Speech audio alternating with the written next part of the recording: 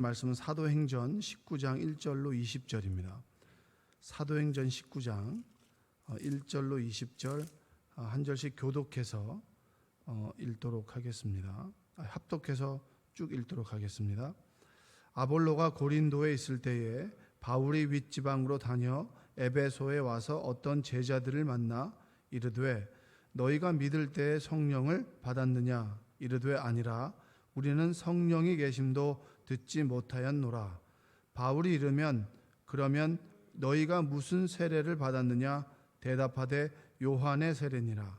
바울이 이르되 요한이 회개의 세례를 베풀며 백성에게 말하되 내 뒤에 오시는 이를 믿으라 하였으니 이는 곧 예수라 하거늘. 그들이 듣고 주 예수의 이름으로 세례를 받으니 바울이 그들에게 안수하매 성령이 그들에게 임하심으로 방언도 하고 예언도 하니 모두 12사람쯤 되니라.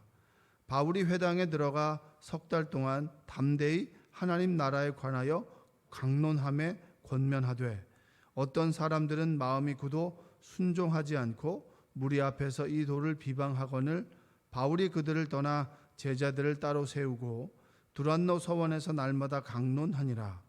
2해 동안 이같이 하니 아시아에 사는 자는 유대인이나 헬라인이나 다 주의 말씀을 듣더라. 하나님이 바울의 손으로 놀라운 능력을 행하게 하시니 심지어 사람들이 바울의 몸에서 손수건이나 앞치마를 가져다가 병든 사람에게 얹으면 그 병이 떠나고 악귀도 나가더라.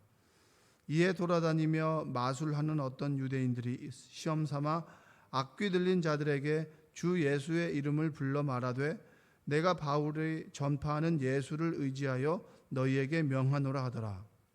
유대의 한 제사장 스게와의 7 아들도 이 일을 행하더니 악귀가 대답하여 이르되 내가 예수도 알고 바울도 알거니와 너희는 누구냐 하며 악귀 들린 사람이 그들에게 뛰어올라 눌러 이기니 그들이 상하여 벗은 몸으로 그 집에서 도망하는지라.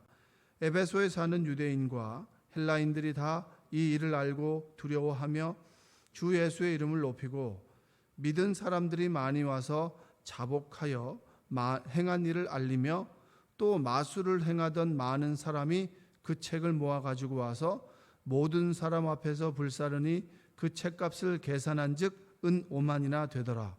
이와 같이 주의 말씀이 힘이 있어 흥왕하여 세력을 얻으니라. 아멘.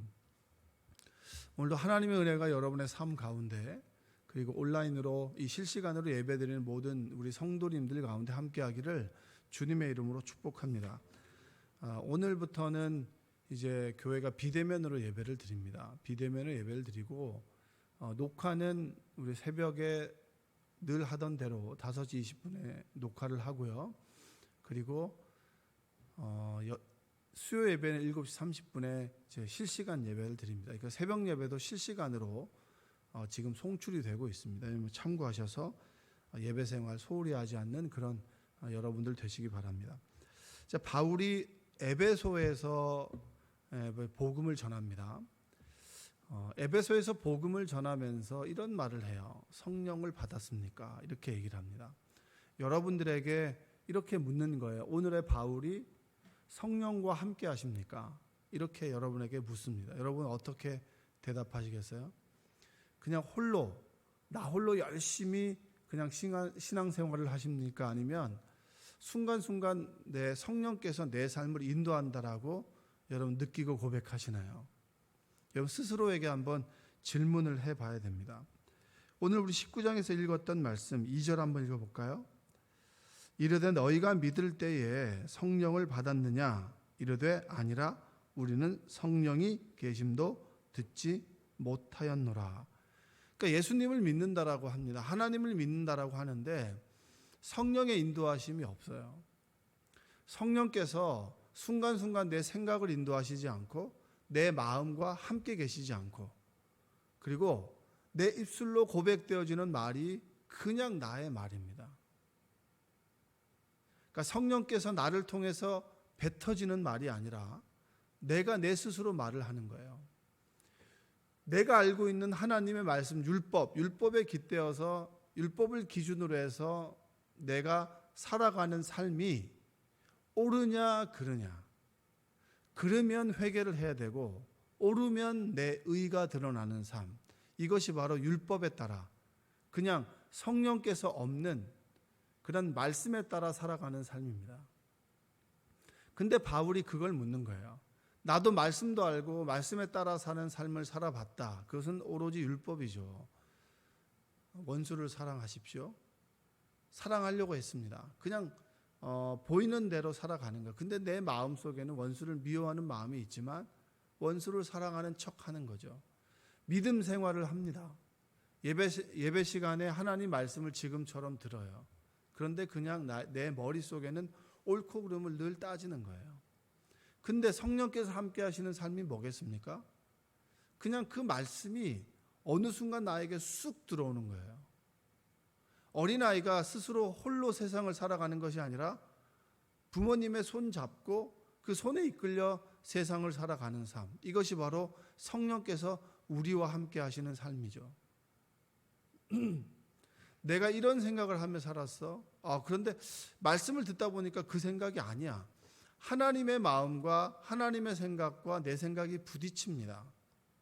부딪힐 때 내가 성령의 인도하심을 믿고 의지하고 그분 말씀에 순종해서 살아가는 삶이죠. 늘 절망하고 좌절합니다. 불평과 불만이 있어요. 그런데 하나님 말씀을 들을 때 성령께서 나에게 지금 이 순간 감사할 수는 없겠니라는 마음을 자꾸 우리 안에 심어주세요. 그래, 감사해야지. 이게 바로 성령을 따르는 삶, 성령을 인도하는 삶이 아니겠습니까? 자, 3절에 보니까 바울이 이르되 그러면 너희가 무슨 세례를 받았느냐 대답하되 요한의 세례니라. 바울이 그리고 사도행전에서 중심을 따르는 것은 뭔지 아십니까? 마가의 다락방에서 그들이 경험했던 성령의 역사가 매 순간 함께 했다는 거예요. 여러분, 우리는 그 사도행전을 통해서 하나님께서 우리에게 말씀하시는 것이 뭡니까? 우리는 사라질 수 있어. 우리의 생각은 변할 수 있어. 그런데 결과적으로 남는 것이 뭐다? 하나님의 말씀이다. 하나님의 말씀을 통해서 하나님께서 성령께서 우리의 삶을 늘 인도해 나가신다. 너희의 삶이 늘 쫓기고 아프고 힘들고 그리고 부서지고 깨어지는 삶이라 할지라도 하나님의 말씀은 흥왕하여 하나님의 말씀이 우리의 인생을 이끌어 가신다라고 하는 것이 어떻게 보면 사도행전의 주제입니다. 사도가 누가 대단하고 바울이 대단한 게 아니에요. 베드로가 수장이다. 그리고 야고보가 정말 예루살렘 교회의 수장이다. 안디옥 교회에 바울과 실라가 있었다. 바나바가 있었다. 그들은 하나님의 말씀에 흥왕한 도구로 살아가는 삶이에요. 그래서 결론적으로 오늘 말씀을 결론을 먼저 말씀드리자면 오늘 말씀의 주제는 20절입니다. 20절 한번 읽어볼까요?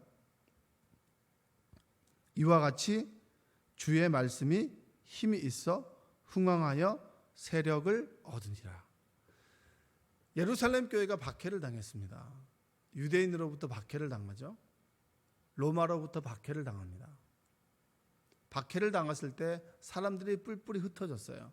뿔뿔이 흩어지면서 사람들은 뭐라고 생각할까요? 왜 우리는 이렇게 힘든 삶을 살아가지? 왜 이렇게 하루하루 사는 게 어렵지? 왜 하루하루 우리 인생길에 늘 평탄하지 못하고 늘 어려움이 있고 좌절과 절망이 있을까? 라는 질문을 할 수 있습니다. 그런데 결론적으로 우리의 삶을 하나님의 관점으로 되돌아보면 내 삶의 환경이 바뀌는 것이 아니라 지금 나와 하나님이 함께 계신다면 성령께서 내 인생을 이끌어 가시고 나와 함께 계신다면 오늘의 말씀처럼 주의 말씀은 힘이 있고 흥왕하여 세력을 얻었다. 내 삶이 늘 여러분 굴곡 있는 삶을 살아간다 할지라도 내가 주님과 함께 있다면 우리의 삶은 괜찮다라는 거예요. 할렐루야. 여러분의 삶이 주님과 동행하는 삶이 되시기를 주님의 이름으로 축복합니다. 좌절되는 상황이 얼마나 많아요. 좌절되는 상황이 많죠. 근데 그 환경이 아니라 미래에 벌어질 정말 그 안개와 같은 우리의 인생의 인생이 보이지 않는다 할지라도 지금 이 순간 주님께서 함께 하신다면, 그리고 주님께서 함께 하심을 믿고 그분의 손을 잡고 한 발짝 한 발자국 간다면 우리의 인생은 괜찮다. 하나님께서 우리의 인생을 열어주실 것이다라고 하는 믿음의 고백이 20절이에요. 여러분들이 오늘 하나님과 함께하는 삶이 되시기를 원합니다. 여러분의 삶의 체험이 있으신가요? 하나님 말씀을 듣고 하루 저녁에 돌아봤을 때 하나님의 말씀이 있습니까? 제 아내와 이제 가정 예배를 매일 드립니다.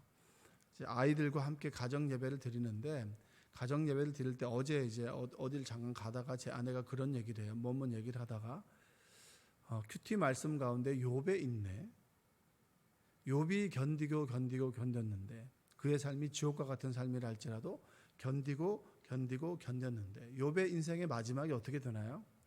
그가 잃었던 것의 갑절을 하나님께서 보상해 주시죠. 근데 그것은 하나님과 함께 있었던 결과잖아요. 욥이 모든 것을 잃었을 때 하나님은 욥을 떠나셨나요? 함께 하셨나요? 함께 하셨죠. 여러분, 주님이 함께 계시기 때문에 오늘 하루를 이겨낼 수 있는 거예요. 오늘 하루를 살아갈 수 있는 겁니다. 눈에 보이는 절망과 어려움 속에 있을지라도 하나님께서 나와 함께 계시다면 나는 오늘을 희망으로, 소망으로, 천국에 대한, 하나님에 대한 믿음을 가지고 살아갈 수가 있는 겁니다. 너희들이 성령의 세례를 받았느냐? 세례라고 하는 게 뭡니까? 결단이잖아요. 결단. 내가 이제 여러분들 앞에서 주 예수 그리스도를 구세주로 믿고 하나님의 자녀로 살아가겠습니다 라고 하는 여러분 앞에서의 내가 고백이에요. 그것은 나의 의지의 고백입니다. 의지의 고백 위에 성령께서 나와 함께 하셔서 그래, 내가 널 인쳐주는 거예요. 도장을 딱 찍어주는 거예요. 그래서 내가 믿음으로, 내가 내 의지로 하는 고백 위에 성령께서 함께 하셔야 온전한 세례가 되는 겁니다. 그래서 성령의 세례라고 하는 것이 있고 그냥 우리가 물의 세례라고 하는 거 있죠. 물의 세례는 그냥 성부와 성자와 성령으로 세례를 주노라 라고 우리가 선포하는 거죠. 목회자가. 그 위에 성령께서 함께하여 주실 때 믿어지는 은혜. 여러분, 하나님께서 여러분의 삶 가운데 함께 하신다라고 하는 것이 믿어지나요? 믿고 안 믿고의 문제가 그냥 밝혀서 그냥 믿는다라고 하는 게 아니에요. 우리 아들이 이제 중3인데 이제 머리가 막 크죠. 이제 우리 교회에도 이제 우리 아들 친구들을 보면 믿어지지 않는 그런 이야기라고 하면서 반항하는 그런 반항기가 있지 않습니까? 그래서 우리 아들 친구가 이제 홍해가 갈라지는 말도 안 되는 이야기를 더 이상 믿을 수 없다는 거예요. 그런 얘기를 하니까 이제 설교 말씀도 안 들리고 이제 신앙적인 반항기죠. 이제 사춘기잖아요, 사춘기. 사춘기는 머리가 크고 자기 인생 가운데 납득이 돼야 믿는 거 아니겠습니까? 그러니까 홍해가 갈라지는 거 여러분들은 믿으세요, 안 믿으세요? 믿으시면 아멘 하세요. 아멘. 여러분이 믿는 이유는 홍해가 갈라져야 사니까 믿는 거예요. 내 앞에 홍해가 딱 있어 맨날. 어린 애들은 뭐 홍해가 있는지 없는지 어떻게 알아요. 근데 내 인생 앞에 홍해가 앞에 서 있어. 근데 홍해가 갈라지지 않으면 나는 죽을 수밖에 없어. 너무 힘들어요. 그러니까 뭐예요? 우리는 지푸라기라도 잡는 심정으로 모세가 홍해를 향해서 지팡이를 내밀었듯이 그냥 믿음으로 내미는 거예요. 믿는 거예요. 믿을 수밖에 없는, 믿어야 사니까. 근데 그런 체험들이 우리 인생 가운데 일어나는 거죠. 여러분, 그런 체험 없으십니까? 주님께서 여러분의 병을 고쳐주신 적 없나요?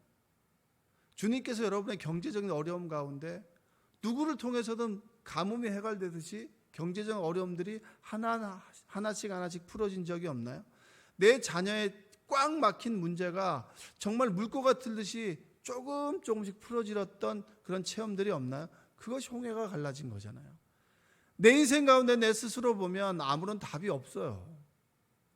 근데 하나님 말씀을 믿을 수밖에 없는 상황 가운데 내가 처해 있을 때 내 한계를 알고 내 스스로는 답이 안 나오고, 그러니 성경에서 박제화된 그런 말씀을 할지라도 주님,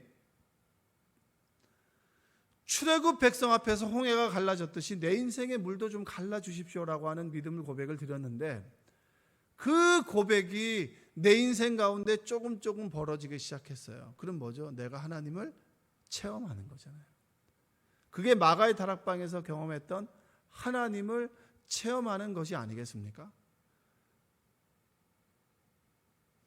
동풍이 불어서 이 출애굽 할 때 홍해 물을 계속 벽을 만들었단 말이에요. 그러면 동풍이 불 때 벽이 세워질 때까지 우리는 인내해야 하는 거예요. 믿음을 가지고. 그게 욥의 인내 아니겠습니까? 그러면 우리 인생 가운데 그 욥의 인내를 가진 사람만이 물벽이 세워졌던 그 홍해를 건너갈 수가 있는 거예요. 그 욥의 인내가 없는 사람들은 물벽이 세워져도 이게 무너질까 봐 두려워서 건너가지 못해요. 그래서 이 홍해를 건넜던 사람들을 뭐라고 합니까? 하나님 영의 세례를 받았던 사람이라고 바울은 얘기하잖아요. 세례를 받았습니까? 성령께서 함께 하셨습니까? 라고 하는 질문 앞에 사람들은 우리는 그런 세례를 들어보지도 못했습니다. 우리가 들었던 것은 요한의 세례입니다. 회개하라, 천국이 가까이 왔다. 너 정말 죄지었지, 회개해. 율법의 잣대를 가지고 내가 잘 살았느니 못 살았느니 하는 그런 세례를 들어봤는데 성령께서 함께 하심을 깨닫지 못했다. 그러면서 에피소드가 뭐가 나옵니까? 이 뭐가 나오냐면 여기 보면 한번 읽어보겠습니다. 자, 우리 13절입니다. 13절. 이에 돌아다니며 마술하는 어떤 유대인들이 시험삼아 악귀 들린 자들에게 주 예수의 이름을 불러 말하되 내가 바울이 전파하는 예수를 의지하여 너희를 명하노라 하더라. 여러분, 바울이 하나님에게 성령의 역사하심을 본인이 체험한 것들을 가르치고 가르쳤어요.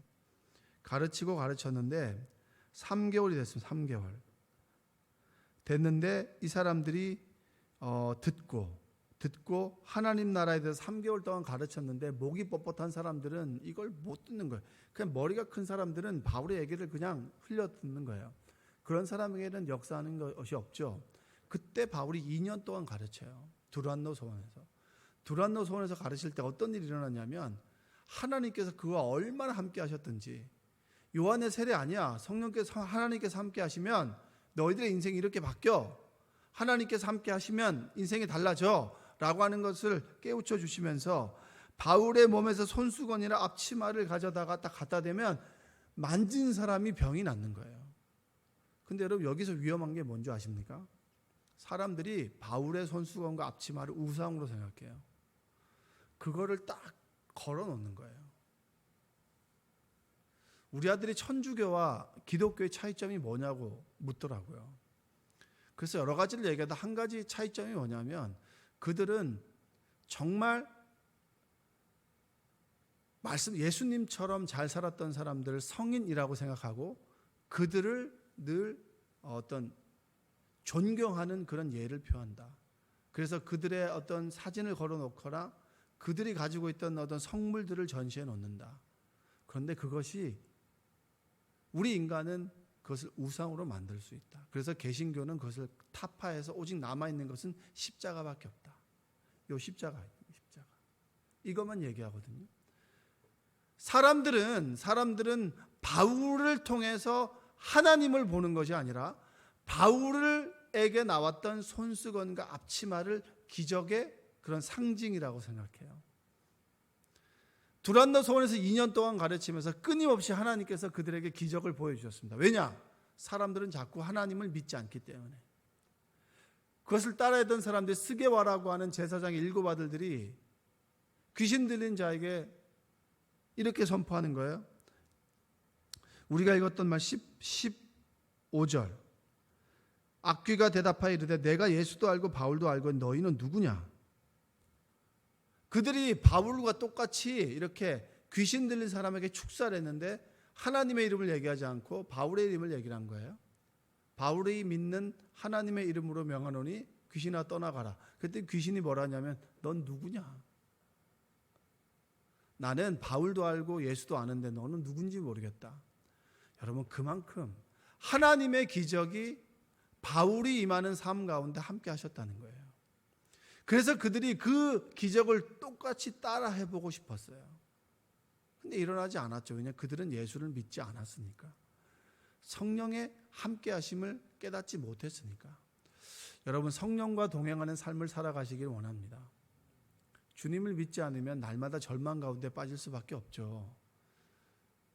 건강이 안 좋아지면 그 건강 때문에 내 모든 것을 잃었다고 생각하고, 경제적인 어려움이 있으면 경제적인 어려움 때문에 내 인생이 절망 가운데 빠진다고 생각하고, 자녀의 문제가 풀어지지 않으면 그것 때문에 내 인생이 다 송두리째 실패자가 된 것처럼 생각할 수가 있습니다. 그러나 여러분, 우리가 기억해야 될 것은 지금 이 순간에 주님과 함께 있는가, 하나님과 내가 동행하며 살아갈 수 있는가, 그것이 정말로 중요한 것입니다. 너 지금 하나님과 동행하고 있니? 성령을 믿니? 성령과 함께 하니? 라는 질문을 에베소에서 사람들에게 했을 때 사람들은 모릅니다. 성령 몰라요. 성령과 함께 계시는 거 잘 몰라요. 그래서 보란 듯이 두란노 서원에서 기적을, 성령께서 함께 하실 때 이런 기적이 일어난다. 하나님이 함께 계심으로 여러분의 병이 고쳐지길 원합니다. 할렐루야. 하나님께서 함께 하심으로 여러분의 절망이 희망으로 바뀌길 원합니다. 경제적인 부분들이 하나씩 풀어지길 원합니다. 관계들이 풀어지길 원하고요. 여러분이 정말 결핍되었던 것들이 풍족하게 채워지는 은혜가 있기를 주님의 이름으로 축복합니다. 근데 내 스스로만 열심히 살아요. 주님을 의지하지 않고 내 스스로만 열심히 살아가는 삶이, 내가 바울도 알고 예수도 아는데 너는 누구냐라고 했던 스게와의 아들과 똑같은 삶이에요. 여러분의 자원으로 살아가지 마십시오. 성령께서 나와 함께 계시면 하나님께서 주시는 무궁무진한 자원들이 있고 힘과 능력이 있습니다. 그 힘과 능력을 의지하며 살아가는 여러분 되시기를 주님의 이름으로 축원드립니다. 내가 예수도 알고 바울도 아는데 너는 누구냐라고 하는 그런 질문 듣지 마시고, 너 정말 하나님을 믿는 사람이구나 라고 하는 그런 하나님으로부터 고백을 듣는 여러분 되시기를 주님의 이름으로 축원드립니다. 기도하겠습니다. 사랑과 은혜가 풍성하신 아버지 하나님, 감사합니다.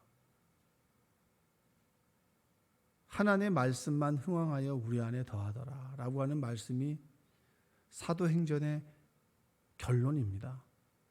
내 삶의 인생의 순간순간마다 하나님께서 함께 하셨고, 그 순간순간마다 하나님께서 우리와 동행하셨음을 믿습니다. 오늘도 온전한 하루 되길 원하오니 주님 도와주시옵소서. 경제적인 어려움과 육신의 질병과 말할 수 없는 고통과 그리고 어려움 가운데 처해 있는 성도들이 있습니까? 주여 함께하여 주시옵소서. 수술을 앞두고 있는 성도들, 그리고 정말 어려운 결정을 두고 있는 성도들 가운데 주님께서 함께하셔서 그의 인생을 이끌어 주시옵소서. 예수님의 이름으로 기도합니다. 아멘.